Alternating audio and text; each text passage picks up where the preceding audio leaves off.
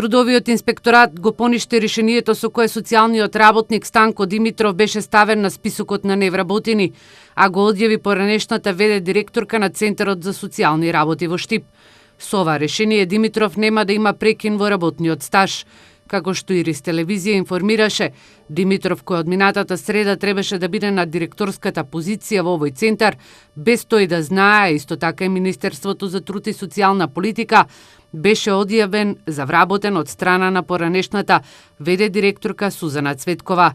Поради ова, Димитров како невработен не можеше да депонира подпис, ниту да раководи со институцијата. Привремено од страна на ресорното министерство за ВД директор е назначена Златка Иванова, која речиси половина година работи во Центарот за социјални работи. Во Штипскиот центар изминатите денови постојано има инспекции кои утврдуваат неправилности и прекрашувања, а се обелоденија со овој скандал. Кога ќе завршат инспекторите, се очекува да има и конкретни мерки, пошто од Министерството за труд и социјална политика најавија дека ќе ги соопштат на јавноста.